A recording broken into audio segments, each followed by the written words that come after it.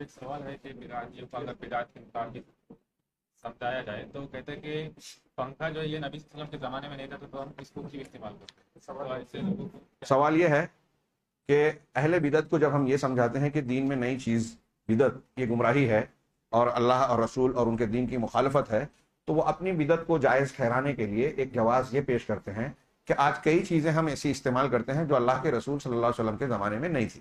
ہاں، جیسے یہ پنکھا نہیں تھا، ہاں، یہ کان میں جو میں نے مائک لگایا یہ نہیں تھا، چشمہ پہنا ہے یہ نہیں تھا، یہ ٹیبل اس طرح سے نہیں تھا، ٹیبل کرسی تھی، اور ایسی بہت سی چیزیں، مشینیں، موبائل وغیرہ۔ تو یہ انتہائی سطحی قسم کا اور ایسا سوال ہے جسے ایک عام آدمی بھی موٹی عقل سے سمجھ سکتا ہے کہ اس میں کوئی دم اور جان نہیں ہے۔ اللہ کے نبی صلی اللہ علیہ وسلم یا شریعت نے جس کو بدعت کہا ہے یا جن چیزوں کو ہم کہہ رہے ہیں کہ یہ بدعت ہے، وہ دین اور نیکی سمجھ کر کرنے والے کاموں کے تعلق سے۔ دین مکمل ہے، اللہ تعالیٰ نے کیا فرمایا؟ الیوم اکملت لکم دینکم واتممت علیکم نعمتی، ہاں، کہ آج کے دن میں نے تمہارے لیے دین کو مکمل کر دیا اور اپنی نعمت پوری کر دی۔ نبی کریم صلی اللہ علیہ وسلم نے فرمایا کہ من عمل عملا من احدث فی امرنا ھذا، من احدث، یہ بخاری مسلم کی حدیث ہے، من احدث فی امرنا ھذا ما لیس منہ فہو رد، جس نے ہمارے اس امر میں، ہمارے اس امر سے مراد دین، ہمارے اس حکم میں، ہمارے اس دین میں کوئی ایسی چیز ایجاد کی جو ہم نے حکم نہیں دیا، فہو رد، تو وہ مردود ہے، یعنی قبول نہیں ہوگا۔ یہ کس چیز کے بارے میں کہہ رہے ہیں؟ کلیئر ہے، آپ معنی مطلب سمجھیں کہ دین کے معاملے میں جو دین نہیں ہے ہم اس کو دین بنا دیں۔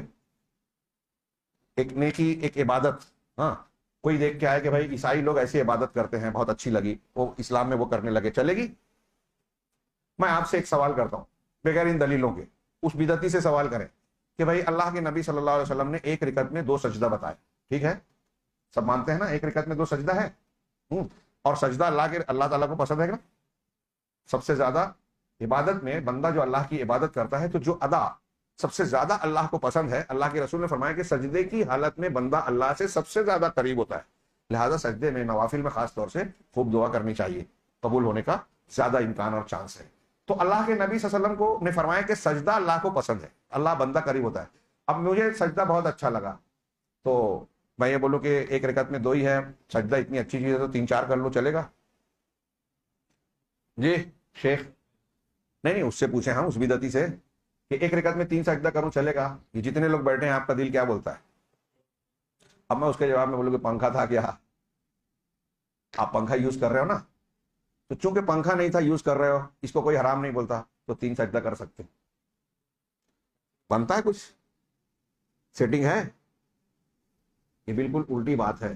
یہ جو طریقہ کار نبی کریم صلی اللہ علیہ وسلم نے بتا دیا، جو عمل بتایا، اس کے علاوہ کوئی عمل اختیار کرنا، جو تعداد بتائی اس تعداد میں چینجنگ کرنا، جو جگہ بتائی اس جگہ میں چینجنگ کرنا، جو تاریخ بتائی اس تاریخ میں چینجنگ کرنا، دین میں بدعت ہوگی، کیونکہ وہ دین ہے۔ عرفہ میں حاجی کو کس تاریخ کو؟ عرفہ میں 9 تاریخ کو رہنا ہے۔ اب آپ اور ہم جائیں اور کہیں کہ یار عرفہ میں اتنی بھیڑ ہو جاتی ہے 9 تاریخ کو، ہم 8 کو آ جائیں گے یہاں، یا 10 کو آ جاتے، جانے دو، بھیڑ بھاڑ کم ہو جائے گی، جب لوگ نکل جائیں گے تب آئیں گے۔ ہمارے یہاں ایک ڈاکٹر صاحب گئے تھے، بولے سعودی گورنمنٹ بہت بیوقوف ہے۔ کیوں ڈاکٹر صاحب؟ ہاں، بولے رمیے جمار پہ اتنی بھیڑ ہو جاتی، ہاں، کنکری مارنے کے، ارے تو 25 30 بنا دینا چاہیے۔ تو ہمارے ایک دوست تھے، انہوں نے ڈاکٹر صاحب سے کہا کہ ڈاکٹر صاحب تو پھر کعبہ بھی جو ہے 3 4 بنا دینا چاہیے۔ ارے ہاں یار، نہیں بنا سکتے، پھر ان کی سمجھ میں آیا۔ تو کون سی چیز کہاں ہے؟ دیکھیے یہی جہالت ہے، یہ علم نہ ہونے سے جو سوال آیا کہ بدعت کو آدمی دین سمجھ رہا ہے، یہ جہالت کی وجہ سے، اس سے علم دین کی اہمیت معلوم پڑتی ہے کہ جب آپ کے پاس صحیح علم ہوگا تو آپ کو یہ معلوم پڑے گا بدعت، ایک آدمی بدعت کر رہا ہے دین میں ایسا کام۔ اللہ کے نبی صلی اللہ علیہ وسلم ہر جمعہ کے دن، صحابہ کرام بدعت کرتے تھے کیا؟ نہیں، لیکن ہر جمعہ کو صحابہ کے سامنے آپ کہہ رہے ہیں کل محدثۃ بدعہ وکل بدعۃ ضلالہ۔ کتنی اہمیت کی بات ہے کہ ہر نئی چیز بدعت ہے، ہر بدعت گمراہی ہے۔ ابھی میں بولوں تو بولے اختلافی بات کر رہے ہیں، صحابہ کے سامنے اللہ کے رسول ہر جمعہ کو بولتے تھے۔ اس کا مقصد یہ ہوا کہ آپ لوگوں کو ڈرا رہے ہیں کہ دیکھیے ہوشیار رہنا، دین میں کوئی نئی چیز اختیار نہیں کرنا، عبادات، نیک عمل، صالح عمل جتنا جیسا اللہ کے رسول صلی اللہ علیہ وسلم نے اور قرآن نے بتایا اتنا اختیار کریں۔ ہم ان بدعتیوں سے ایک اچھے ڈھنگ سے یہ سوال بھی کریں، ہاں، سمجھانے کے لیے۔ ایسے جواب دیتے ہیں تو جھگڑا لڑائی ہوتی ہے، ایسا جس پر وہ سوچنے پہ مجبور ہوں کہ ایک بات بتائیے کہ جتنا عبادت کا اور نیکیوں کے کمانے کا طریقہ اللہ نے اور اس کے رسول نے صلی اللہ علیہ وسلم بتایا ہے، جتنا صحابہ کرام نے کیا ہے، کیا اس میں کچھ کمی ہے کہ آپ کو میڈ ان انڈیا کی ضرورت پڑتی ہے؟ جو دعائیں اللہ کے رسول صلی اللہ علیہ وسلم نے بتائی، کم ہے کچھ؟ اس میں کچھ کمی ہے کیا؟ اس سے اچھی دعا کوئی بتائے گا؟ اب تھوڑی دیر کے لیے سوچئے، نبی کریم صلی اللہ علیہ وسلم نے صبح اٹھنے کی دعائیں بتائی، ہاں، چاشت کی نماز بتائی، فرض 5 نمازیں بتائی، نوافل بتائی، سنن بتائی، کھانا، پھر کھانے کے بعد کی دعائیں، کمانا، حلال روزی کمانے کے لیے محنت مشقت، علم دین کا سیکھنا، مسجدوں میں جانا، دین کی خدمت کرنا، نیکیوں کا حکم دینا، برائیوں سے روکنا، بیوی کا حق، بچے کا حق، ماں باپ کا حق، ہاں، اپنی تعلیم حاصل کرنا، یا آپ جو دے رہے ہیں، آپ جو ڈیوٹی کر رہے ہیں وہ سب کرنا، سونے کی دعا، گھر سے نکلنے کی دعا، گھر میں جانے کی دعا، چلتے پھرتے اذکار کرنا، دن میں جو 100 مرتبہ لا الہ الا اللہ وحدہ لا شریک لہ لہ الملک ولہ الحمد وہو علی کل شیء قدیر پڑے گا، 10 غلام آزاد کرنے کا ثواب، 100 نیکیاں ملے گی، 100 گناہ معاف ہوگا، اس دن شیطان اس کے جسم میں داخل نہیں ہوگا، اور اس سے بھی اللہ کے نزدیک سب سے پسندیدہ ہوگا سوائے اس کے جو اس سے زیادہ پڑھے۔ پھر قرآن کی تلاوت کرنا، قرآن کو سمجھ کر پڑھنے کے لیے غور و فکر کرنا، یہ چند عمل میں نے بتائے، ایسے اور بھی کئی عمل اور سنتیں ہیں، خاص موقعوں کی خاص اعمال اور سنتیں ہیں، رات کو تہجد کی نماز ہے، یہ جو اللہ کے نبی صلی اللہ علیہ وسلم نے بتایا ہے، اگر کوئی آدمی ان سب چیزوں پر، سنتوں پر عمل کرنا شروع کر دے تو اس کو بدعتوں کے لیے ٹائم ملے گا کیا؟ ہم ان سے پوچھیں۔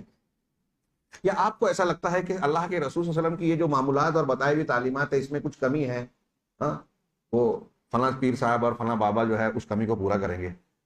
بدعت کا اختیار کرنے والا، آخری بات، امام مالک رحمہ اللہ کا قول یاد رکھنا چاہیے کہ دین جو اللہ کے رسول صلی اللہ علیہ وسلم اور صحابہ کے زمانے میں جو دین تھا وہی آج بھی دین ہے۔